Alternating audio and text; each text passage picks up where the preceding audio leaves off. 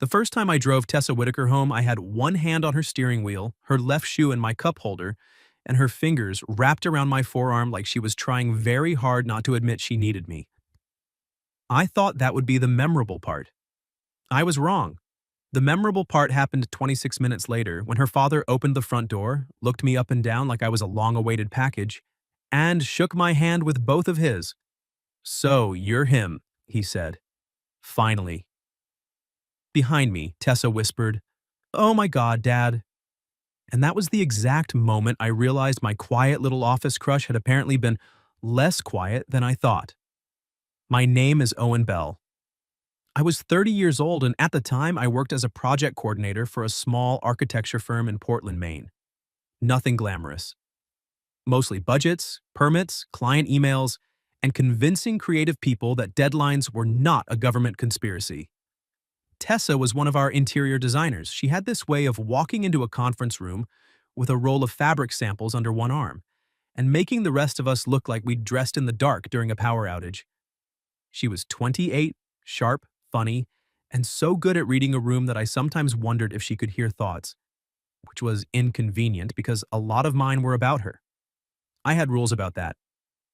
After a broken engagement 2 years earlier, one that ended with my ex telling me I was safe but not exciting, I became the kind of man who paid his rent on time, bought sensible shoes, and kept his heart in a locked drawer like an expensive bottle of whiskey I didn't trust myself to open.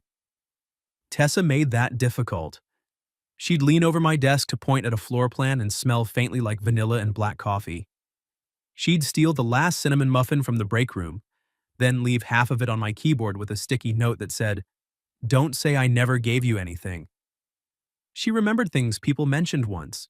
My mom's knee surgery, my old dog's name, the fact that I hated olives but liked olive oil, which she claimed was emotionally inconsistent. Still, we were coworkers, friendly, safe. At least that was the story I told myself until the Tuesday evening she twisted her ankle. It happened after a client presentation at the old Hartwell Hotel, a waterfront building our firm had been hired to renovate. The place had marble stairs, brass railings, and the kind of dramatic lobby that made you want to speak in a lower voice. The meeting had gone well. Tessa had saved it, actually. Our client, a man with a watch worth more than my car, had hated the original lounge concept. Tessa calmly opened her portfolio, spread out 3 alternate palettes, and said, "You don't want luxury, you want memory. There's a difference." The room went quiet. Then she walked him through a design that somehow made faded brick, navy velvet, and old ship lanterns sound like a love letter to Maine. I watched her do it and felt that familiar tug in my chest. Not pity, not protectiveness. Something warmer and more dangerous. Admiration. When we left, rain had turned the hotel steps slick. Tessa was still talking, half to me and half to herself, replaying the meeting. "I shouldn't have said the thing about memory," she said. "You absolutely should have." It sounded pretentious. It sounded expensive. Clients love expensive. She glanced over, smiling despite herself. "That's your professional opinion? My professional opinion is you could sell wallpaper to a lighthouse." She laughed, and because I was looking at her instead of the stairs, I saw the exact second her heel slipped. Her hand shot out. I caught her elbow, she caught my coat. For half a second, we were too close. Her shoulder against my chest, rain dotting her lashes, her breath quick and startled. "You okay?" I asked. She looked down, tried to put weight on her right foot, and immediately grabbed my sleeve harder. "Define okay. That bad? It's either a twisted ankle or my foot is being dramatic for attention." I crouched before she could argue, careful not to make a production of it. "Can you move your toes?" "Owen." "What? You are very serious right now? You're injured." "I'm embarrassed." "You can be both. Multitasking is one of your strengths." She gave me a look, but her mouth twitched. I helped her to a bench under the hotel awning. Rain blurred the harbor lights beyond the street. Cars hissed by on wet pavement. She sat with her injured foot extended, trying to look annoyed instead of in pain. "I can call a rideshare," she said. "You can, or I can drive you." Her eyes lifted to mine. "You don't have to." "I know." That landed differently than I meant it to. A little silence opened between us. She tucked a strand of damp auburn hair behind her ear. I'm not great at being helped. I've noticed. I'm excellent at giving help. I've noticed that too. Her smile softened, and for a second the whole city seemed to quiet down around us. Then she ruined it because Tessa Whitaker had a gift for self-defense through sarcasm. If you drive me home, you have to promise not to judge my car. I'm driving your car? My house is out past yours. If you drive me in your car, I'll have to get mine tomorrow. You want me to drive your car. I want you to experience character development. Her car was a 12-year-old Subaru with a cracked phone mount, 3 reusable grocery bags in the back, and an emergency umbrella that looked like it had survived combat. The driver's seat was set so close to the wheel I nearly folded myself in half getting in. Tessa watched me adjust it and laughed. You're very tall in my tiny kingdom. I feel like I've broken into a dollhouse. Respect the kingdom, Belle. I looked over at her. She had her injured foot propped carefully, her coat bunched around her, and a stubborn little wrinkle between her eyebrows. Even hurt, she was trying to keep the mood light. So I did too. Yes, Your Majesty. She smiled out the windshield, but not before I caught the color rising in her cheeks. The drive should have been simple, 20 minutes, maybe 30 with rain. But there was something strangely intimate about being in her car, surrounded by small evidence of her life. A blue scarf in the back seat, a parking receipt from a botanical garden, a paper bag from a bakery I liked but had never told her about. You go to Miller's? I asked, nodding toward it. She followed my gaze. Sometimes. They have the best maple scones. I know. You know? She looked out the passenger window. You mentioned it once. I glanced at her. She kept her face turned away, but her reflection in the glass gave her up. She was smiling. Something shifted in me then. Not loudly, not dramatically, just enough to make my next breath feel unfamiliar. The sensible thing would have been to let it pass. Naturally, I did not. You remember my bakery order? I remember lots of useless things.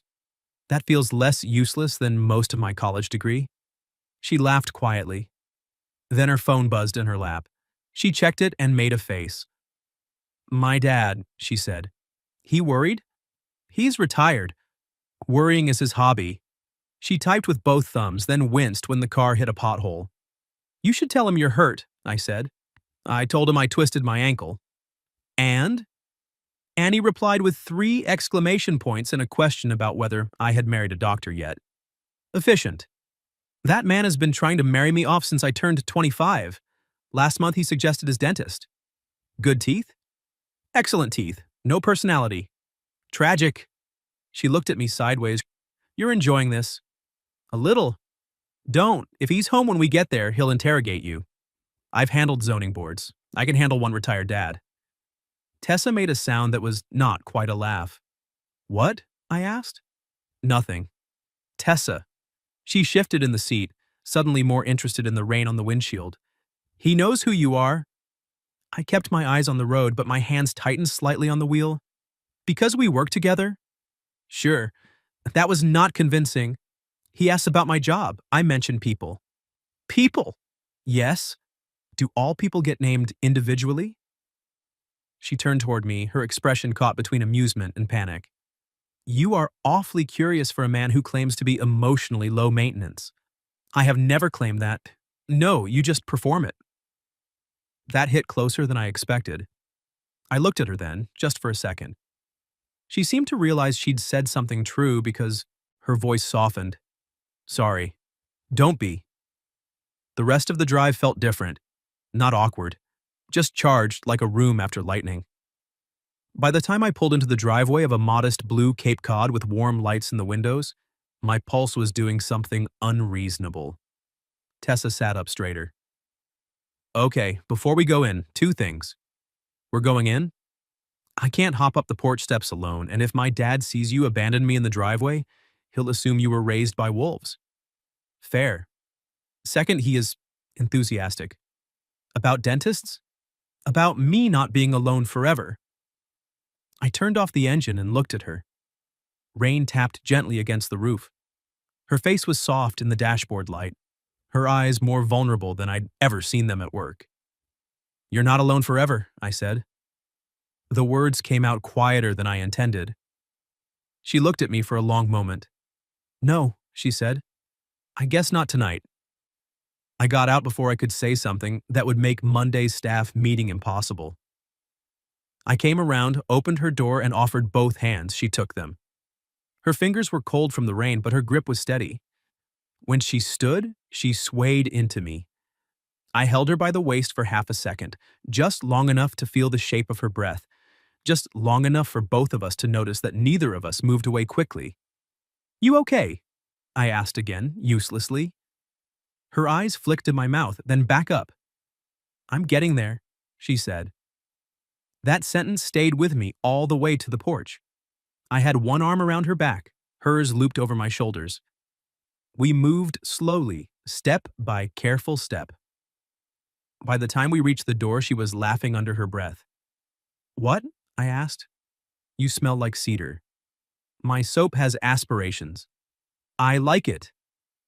I nearly missed the top step. Before I could recover like a dignified adult man, the front door swung open. A tall, older man with silver hair and wireframe glasses stood there in a flannel shirt, holding a dish towel. His eyes went first to Tessa's ankle, then to my arm around her, then to my face. His expression changed. Not surprise, recognition. He stepped forward and took my free hand. "So you're him," he said warmly. "Finally." Tessa froze against me. "Dad?" she said, and there was a warning in it. But her father only smiled wider. "I'm Daniel Whitaker," he said. "Come in, Owen. Dinner's still warm." Tessa closed her eyes like a woman praying for immediate evacuation. "Dinner?" I repeated. Daniel glanced at his daughter, then back at me. "Well," he said, lowering his voice as if he were sharing a family secret, "when my daughter texts me that Owen is bringing her home, I know better than to set only 2 plates." Tessa's hand tightened on my shoulder, and just as I helped her across the threshold, Daniel looked at her and said, "Honey, should I not mention the note you wrote about him? Or are we finally done pretending?" Tessa made a sound I had never heard from her before. At work, I'd seen her charm impossible clients, correct contractors twice her size, and once talk our office printer through a paper jam like it was a skittish horse. She was never rattled. Now she was standing in her father's entryway on one foot, clinging to my shoulder, bright red from her throat to her hairline. "Dad," she said, "there is no note." Daniel Whitaker blinked innocently. "Oh, my mistake. Maybe I imagined the folded piece of stationery on your kitchen counter that said, 'Owen Bell is unfairly.'" "Dad." "Kind," he finished, much too pleased with himself. I looked down at Tessa. She refused to look at me. Unfairly kind. I had been called responsible, dependable. Once, by a woman breaking my heart. Basically, a human seatbelt. But unfairly kind was new. It also did something dangerous to me. Daniel stepped back to let us in. "Let's get ice on that ankle before my daughter combusts." "I am already combusting," Tessa muttered. Her father's house smelled like garlic, lemon, and warm bread. It was cozy in a way my apartment wasn't, full of framed family photos, old books, and a gray cat who looked at me like I'd arrived late to an appointment. "This is Admiral," Tessa said as I helped her toward the living room. The cat narrowed his eyes. "Does he outrank me?" I asked. "Everyone outranks you in this house, right now." "That seems fair." She laughed despite herself, and the sound loosened the knot in my chest. I got her settled on the couch with her foot propped on 2 pillows. Daniel appeared with an ice pack, a towel, and the focused expression of a man who had been waiting years for a chance to supervise romance under the pretense of first aid. "I can do it," Tessa said, reaching for the ice. I took it from him first. "May I?" Her hand paused. That tiny question changed the air between us. I hadn't meant it to, but it did. Her eyes softened. "Yes," she said. "You may." I wrapped the ice pack in the towel and eased it around her ankle. Her skin was warm beneath my fingers. She inhaled quickly but didn't pull away. "Too tight?" I asked. "No." Too cold? It's ice, Owen. I'm being thorough. You're being sweet. The words slipped out before she could catch them. Daniel coughed into his fist in the doorway. I'll check the chicken. Dad, please go check the chicken in another state. He disappeared laughing. For a moment, it was just us in the living room with the rain ticking softly against the windows. I sat on the edge of the coffee table, still holding the wrapped ice pack in place. Tessa watched my hands. I'm sorry about him, she said. I like him. You would. He's weaponized friendliness. He made dinner. He made a trap. I've been in worse traps. Her mouth curved. Have you? Once got stuck in an elevator with a structural engineer and a man-eating tuna salad. That's not a trap. That's a war crime. I smiled. She smiled back. Then, quieter, she said, I really am sorry about the note. You don't have to be. I didn't mean for you to know I'd written anything. What else did it say? Her eyes shot to mine. Absolutely not. So, there was more. No, Tessa. It was a private thought. About me? Yes, she said, and the honesty of it landed between us like a match. I should have backed off.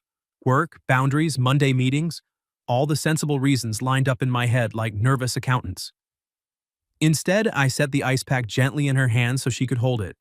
Then I said, I've had private thoughts about you too. She went still.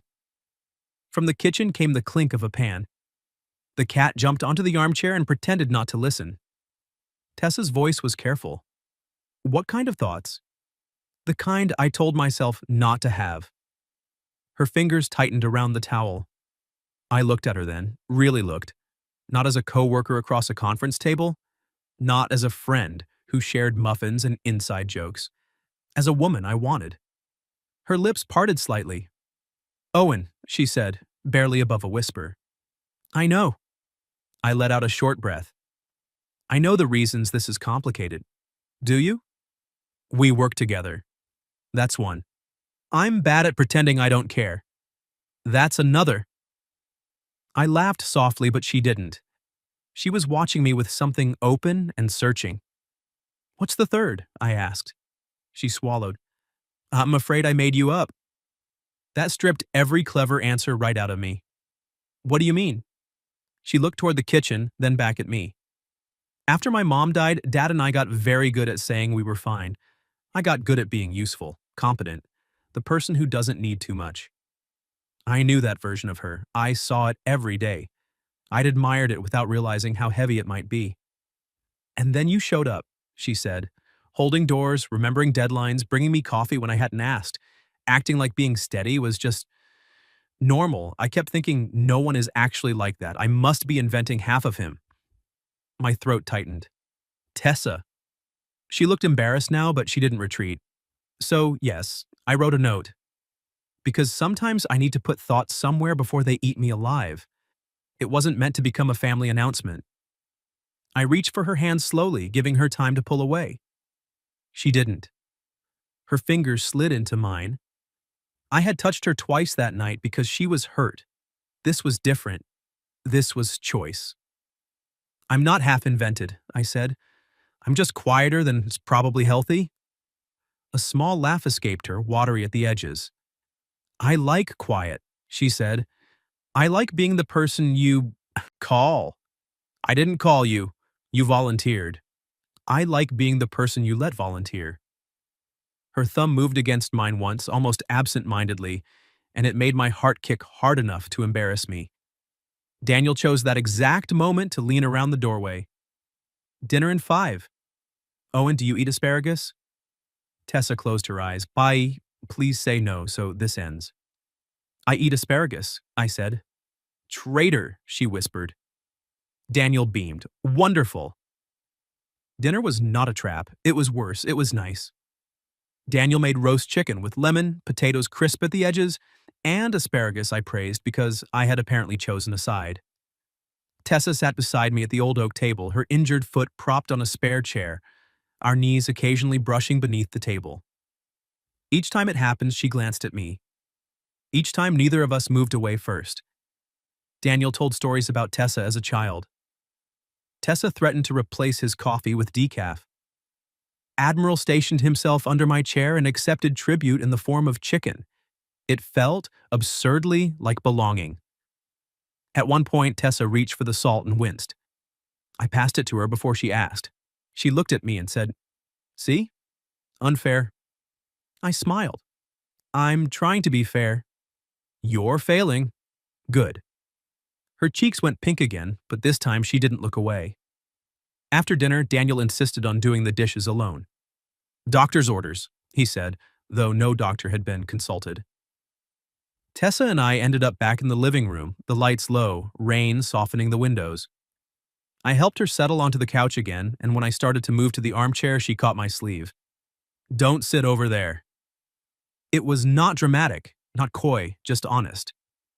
So I sat beside her, close enough that her shoulder brushed mine. For a while we said nothing. Her hand rested between us on the cushion. Mine rested beside it. Eventually her pinky touched mine. "Is this a terrible idea?" she asked. "Probably." "Because of work?" "Partly." "Because you're scared?" I turned my head. She was already looking at me. "Yes," I said. Her expression softened. "Me too." That should have made me cautious. Instead, it made me brave. "I don't want to pretend tomorrow that tonight didn't happen," I said. "Good," she whispered, "because I don't think I can." I looked down at her mouth. She noticed. This time, she didn't hide. "Tessa," I said, "if I kiss you, your dad might come in with dessert and a trumpet." Her laugh broke softly against my shoulder. "Then you better be quick." So I leaned in. It was a gentle kiss, barely more than a question. Her hand came up to my jaw warm and certain, and she answered by kissing me back. No thunder, no movie music, just rain, her breath, and the terrifying knowledge that something I had been denying for months had finally stepped into the light. When we parted, she stayed close. "Still unfair," she murmured. I smiled against her temple. "You can write that down later." From the kitchen, Daniel called, "I found pie." Tessa dropped her forehead to my shoulder.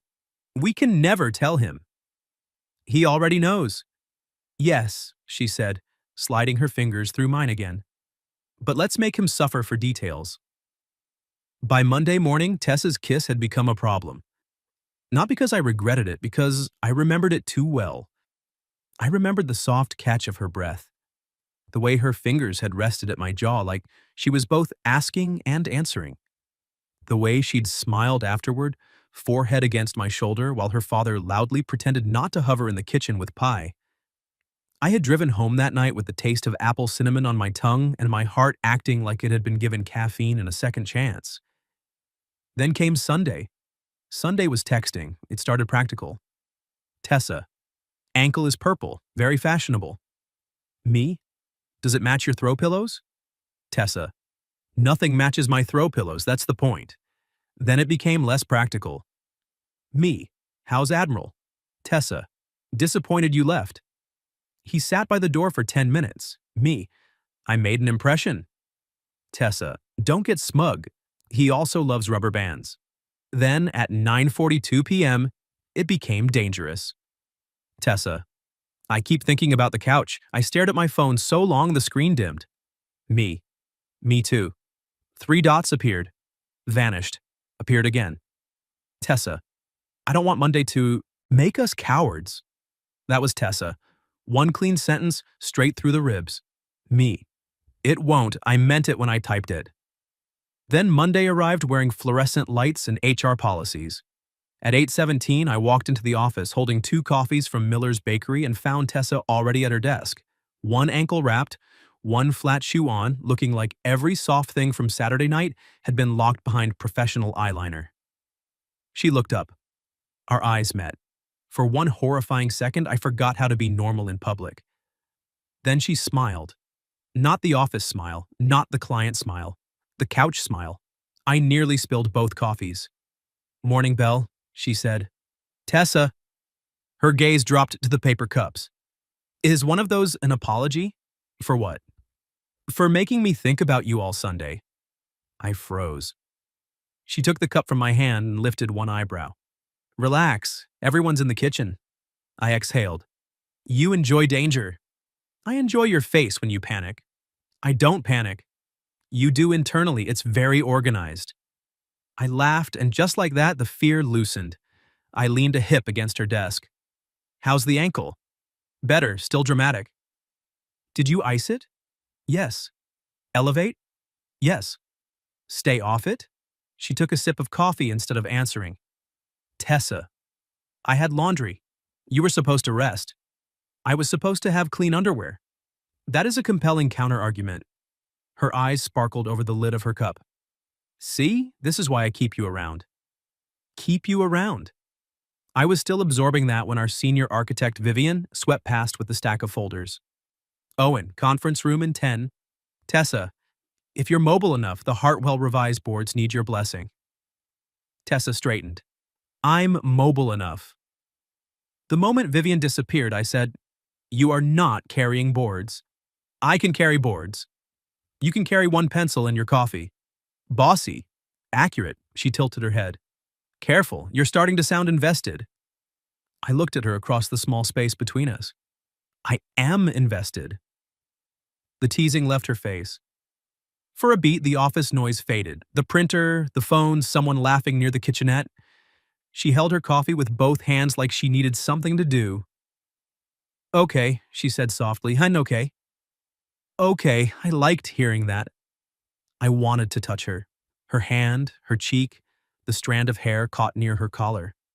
Instead, because we were at work and I was trying not to become an HR training video, I picked up the foam core boards beside her desk. Conference room, I asked.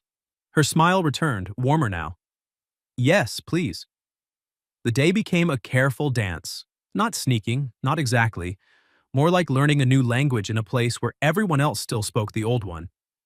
I carried sample boxes, and she pretended to be annoyed. She corrected a measurement on my permit schedule, and I pretended not to like the way she leaned over my shoulder. We spent 20 minutes in the materials library arguing about brass finishes while standing close enough that her sleeve brushed my arm every time she moved. Antique brass, she said. Satin brass. Antique has depth. Satin has restraint. She looked at me. Do you always value restraint? Historically, yes. And currently? That depends. On? I lowered my voice. Whether you keep standing that close. Her lips parted. The library door opened. We sprang apart like guilty teenagers. It was only Lucas from accounting, looking for packing tape. He glanced between us. You two okay? Brass dispute, Tessa said. Very serious, I added. Lucas backed out slowly. Architecture is weird. When he was gone, Tessa pressed a hand over her mouth, trying not to laugh. I leaned against the sample shelves, helpless. This is your fault, I said. My fault? You're the one weaponizing your voice. I have a voice? Don't be humble, it doesn't suit you. Noted. Her laughter faded into something softer. I like this. Hiding in the materials library? No, us. She took one careful step closer, her limp barely there now. Even the awkward parts. I looked at her and felt the locked drawer in my chest give another inch. I like us too. Us. We both heard it. Her smile trembled at the edges, then she said, Are we allowed to say that yet? I think we just did. At lunch, we walked slowly to the sandwich place around the corner. It wasn't a date, technically. It was 34 minutes between meetings with takeout wrappers and plastic cups. It felt like a date. We sat at the small counter by the window, rain clouds gathering again over the street. Tessa stole a pickle from my plate without asking. You realize, I said, that's a significant boundary violation. You brought me coffee, we're past boundaries. Dangerous legal theory. I stand by it. You're barely standing at all. She kicked my shoe gently with her good foot. Rude. I smiled and then watched her unwrap her sandwich with careful fingers. Can I ask you something? Only if I can avoid answering with humor if needed. Deal. I hesitated. Saturday night, your dad said, finally. How long has he known about me? She looked out the window. Long enough, apparently. Since the winter gala, she said. The one where the caterer dropped shrimp on Martin's shoes? That's the one. That was 4 months ago. I know. What happened at the gala? She turned back to me, a little shy now. You gave me your coat. It was cold. You gave me your coat, then spent 40 minutes pretending you weren't cold because I said I liked the lining. I remembered that night. Her bare shoulders, my coat around them, me lying through my teeth while freezing beside a decorative ice sculpture. I was fine, I said. You were blue. Blue-ish. She laughed, then sobered. When I got home, Dad asked why I was smiling. I told him about you. Just the coat? At first. And then? Her eyes met mine. Then I kept telling him things. My heart did that unreasonable thing again. What things? That you remember everyone's coffee order. That you talk to interns like they matter. That you once stayed late fixing a mistake that wasn't yours because you didn't want Jasmine to get blamed. I looked down. Owen. I forced myself to look back up. She was studying me. Do compliments make you want to leave your body? Yes. Good to know. It's not that I don't appreciate them. I know. Her voice gentled. You just don't believe them quickly. That was too true for a lunch counter. I folded my napkin once. My ex used to say I was reliable like it was a defect. Tessa's expression changed, sharpening with quiet anger on my behalf. That was cruel. She wasn't trying to be. Cruelty doesn't always need a plan. I let out a breath. I think I've been trying not to bore anyone ever since. Tessa reached across the narrow counter and put her hand over mine. It was public. Small. Undeniable. You don't bore me, she said. You calm me down and wake me up at the same time. It's extremely inconvenient. I turned my hand beneath hers and laced our fingers together. Good, I said. I'd hate to be convenient. She smiled, but her eyes were bright. We stayed like that until our phones buzzed within seconds of each other. Vivian. Client moved Hartwell review to 2 o'clock. Need both of you. Tessa groaned. Romance interrupted by navy velvet. At least it has depth. She narrowed her eyes. Don't start. Back at the office, the meeting went well until Martin, our firm's managing partner, paused over the budget sheet and frowned. These vendor numbers don't match the estimate, he said. I leaned forward. They did Friday. Tessa's shoulder brushed mine as she reached for the folder. Let me see. For 10 minutes, the room became all business. Numbers, timelines, substitutions. The discrepancy wasn't catastrophic, but it was messy enough to keep us late. By 6:30, the office had emptied. Tessa sat beside me in the conference room, shoes off, injured ankle propped on a chair while we compared invoices. This is not how I imagined our first evening alone after kissing, she said. I looked up. You imagined it? She did not blush this time. Several versions. My pen stopped moving. Tessa. What? You confessed private thoughts. I'm being collaborative. I pushed the invoice aside. Come here. She blinked. I'm injured. You're 3 feet away. With dignity? Preferably. She rolled her chair toward me, slow and ridiculous, until our knees touched. I caught the armrests and tugged her the last inch closer. Her smile faded. I cupped her cheek. I want a real date. Her hand closed around my wrist. Define. Real. No invoices. No pretending lunch doesn't count. No fathers with pie. That last one may be difficult. Saturday night, I said. Dinner, just us. Her gaze dropped to my mouth, then lifted. Yes. Yes? Yes, Owen. I choose the inconvenient, unfairly kind man with the dangerous voice. I kissed her then, in the blue shadow of the conference room, with spreadsheets between us and her fingers sliding into my hair.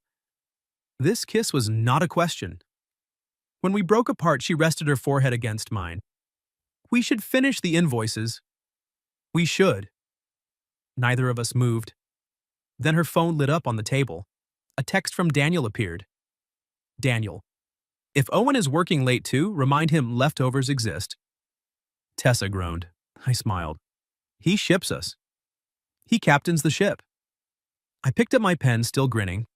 And under the table, where no policy could see, Tessa slid her hand into mine. By Saturday afternoon, I had changed shirts 3 times and learned something unsettling about myself. I was 30 years old, employed, reasonably functional, and completely undone by the phrase real date. The first shirt looked too office. The second looked like I was trying to convince someone I owned a boat. The third was dark green, which my sister claimed made me look less emotionally refrigerated. So I went with that.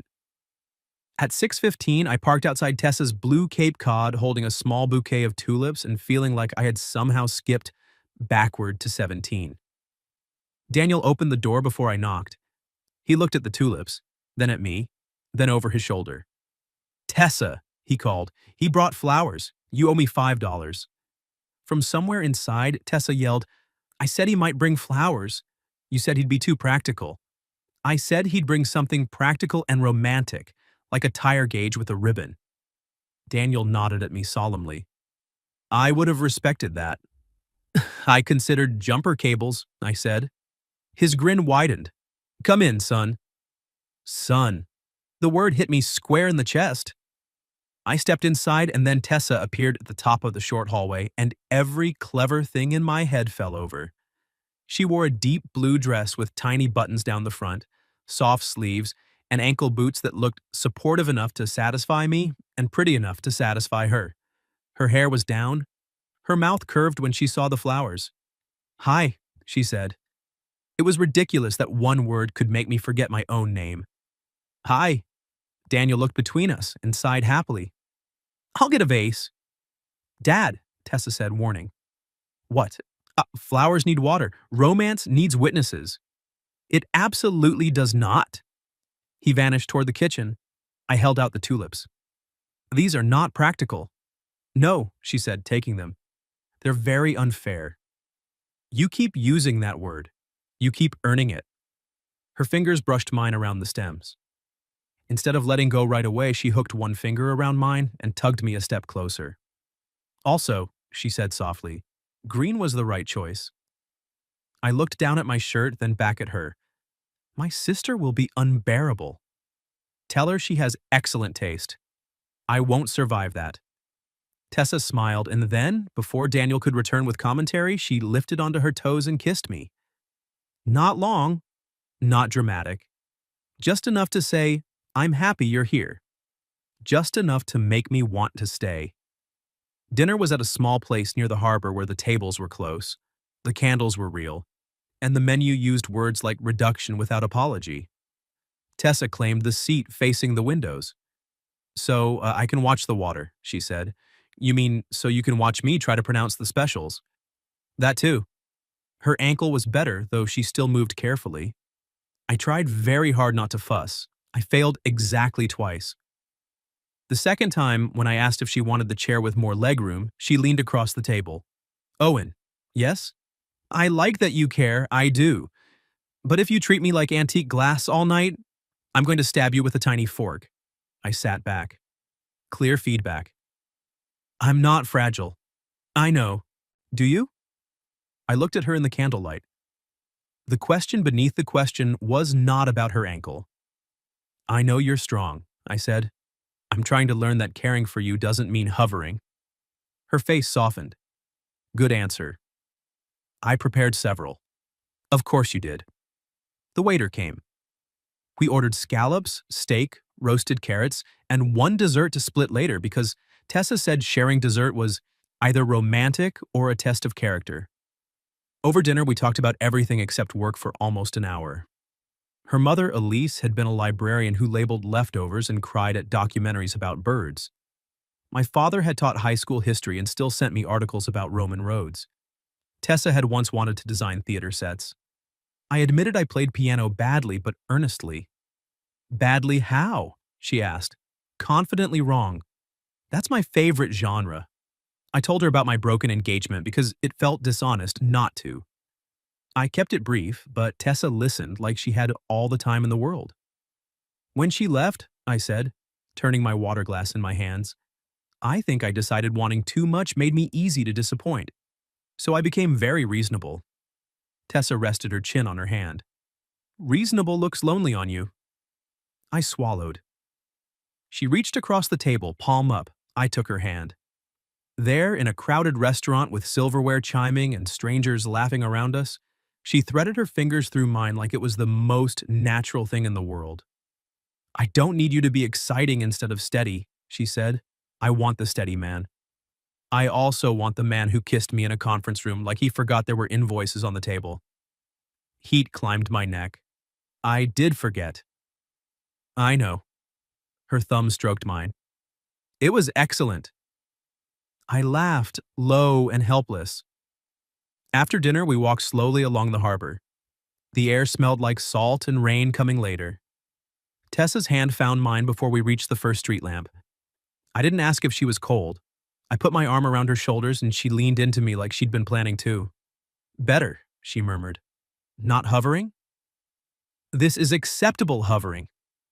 We stopped near the railing. Boats rocked black against the dark water. Her cheek rested briefly against my shoulder. I was nervous tonight, she admitted. You? The woman who told a millionaire he didn't understand memory? Clients are easy. You matter. There it was again. Her gift for taking the floor out from under me. I turned toward her. You matter too. I know. Then she smiled faintly. I'm practicing believing that. I brushed my knuckles along her cheek. How's it going? Better tonight. I kissed her under the harbor lights, slow this time, with no father in the kitchen and no office door waiting to open. Her hands slid beneath my jacket, warm at my waist, and when she sighed against my mouth, I felt something inside me stop bracing for impact. When we parted, she stayed close. So, she whispered, real date? Very real. Second date? Extremely real. She laughed and kissed me again. That should have been the whole night. It almost was. Then my phone buzzed. I ignored it. It buzzed again. Tessa leaned back. You can check. I don't want to. Healthy. Impractical, but healthy. I pulled it out. A message from Vivian. Vivian. Sorry to interrupt your weekend. Need both you and Tessa in early Monday. HR wants disclosure forms if there's a relationship. Martin noticed the late nights and his being Martin. My stomach sank. Tessa read my face. Work? I showed her. For a moment, the harbor felt colder. It's not a disaster, I said quickly. It's just paperwork. And gossip. Probably. And Martin acting like my design judgment is compromised because I kissed the schedule guy. Despite myself, I smiled. Schedule guy? You have many talents. Calendars are one.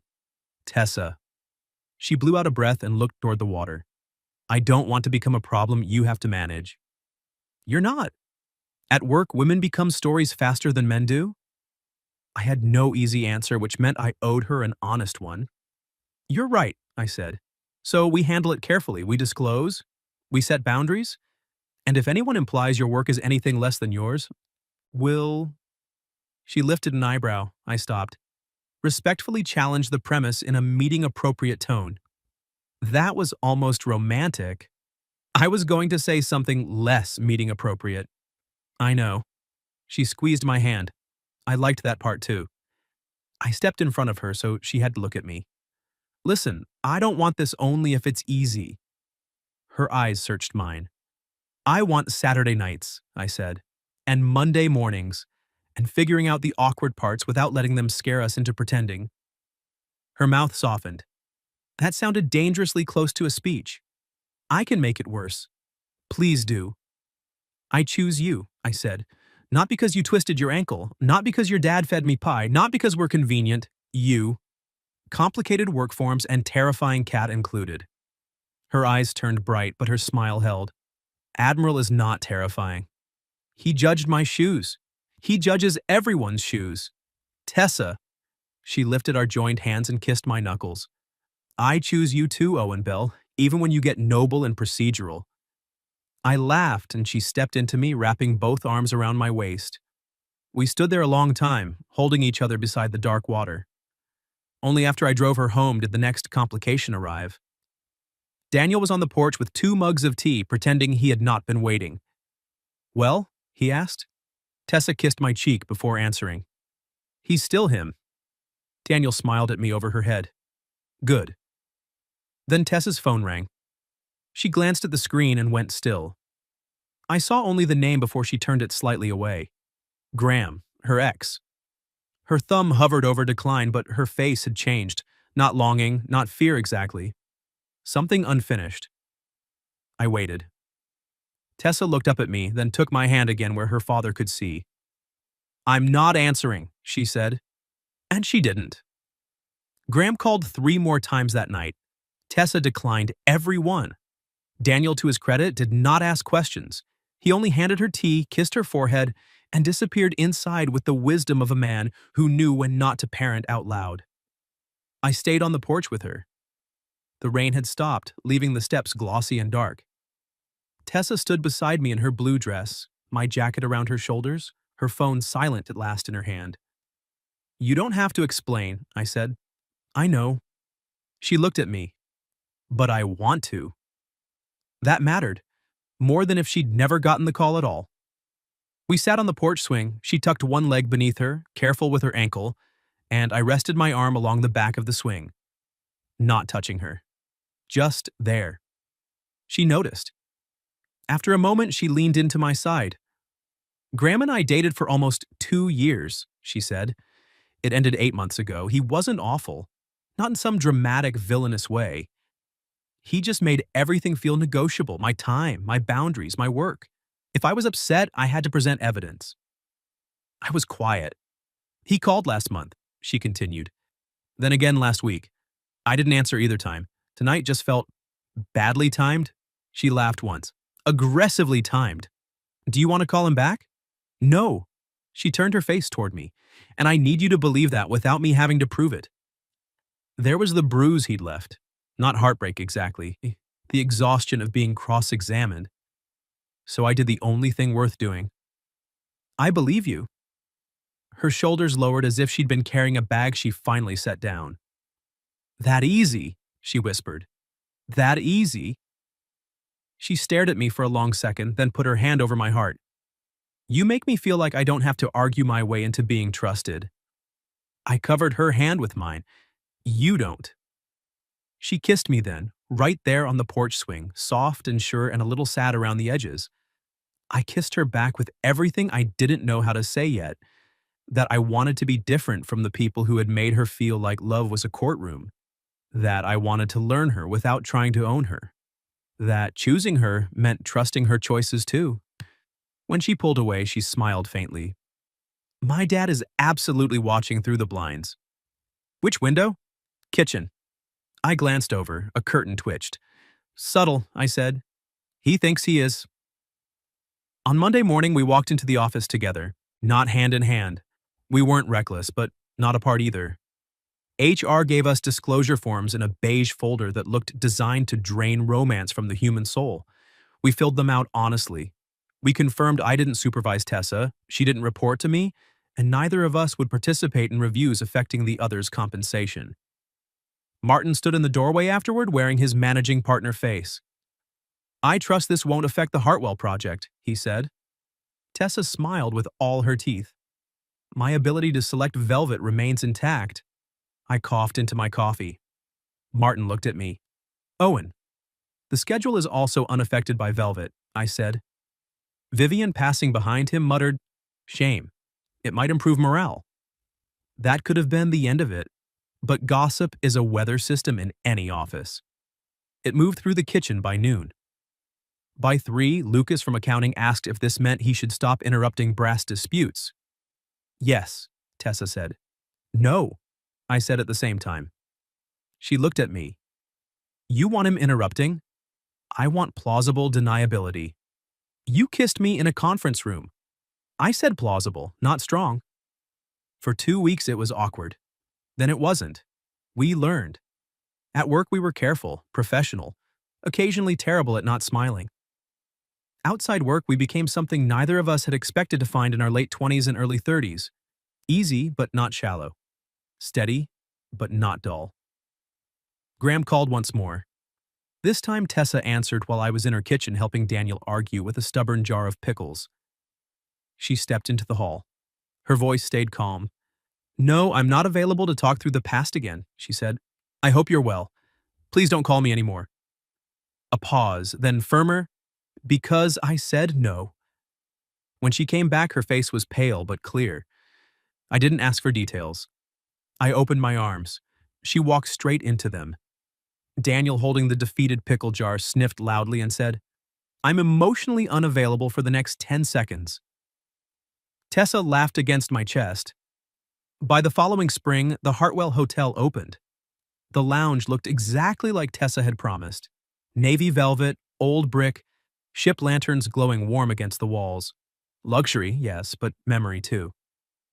At the opening party, I watched her stand beneath the amber light while the client praised her work to anyone who would listen.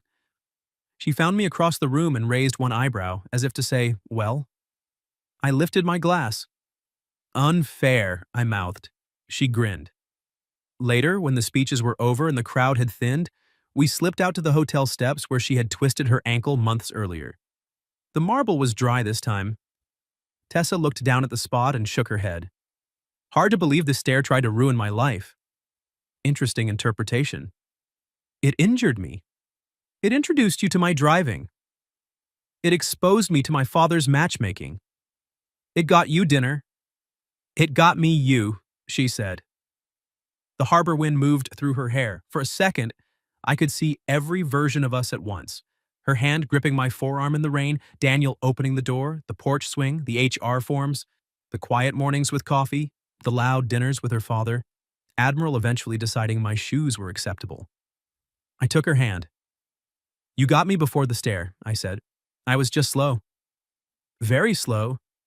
I'm steady? You are. She stepped closer. And exciting. That word, once used against me by someone else, landed differently in her mouth, like a blessing instead of a verdict. I kissed her on the hotel steps, in the exact place where everything had started moving. 6 months later, I moved into the Blue Cape Cod temporarily while my apartment lease ended, and somehow never moved back out. Daniel claimed he needed help with gutters. Admiral claimed my side of the bed. Tessa claimed the rest of me. A year after that night, I proposed in the Hartwell Lounge under the old ship lanterns, with a maple scone hidden badly in my coat pocket because romance, according to Tessa, should always include snacks. She said yes before I finished the sentence.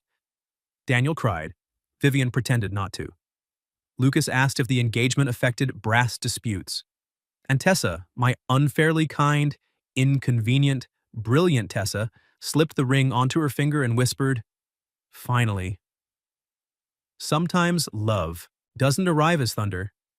Sometimes it arrives as a twisted ankle, a borrowed car, a father at the door who already knows your name, and a woman brave enough to stop pretending she hasn't been choosing you for months. What would you have done if you drove your coworker home after she got hurt and her dad opened the door saying, so, you're him? Finally? Have you ever experienced something similar where someone's family knew about a crush before you did? Tell me your story in the comments. If you like this one, leave a like, subscribe, and I'll see you in the next video.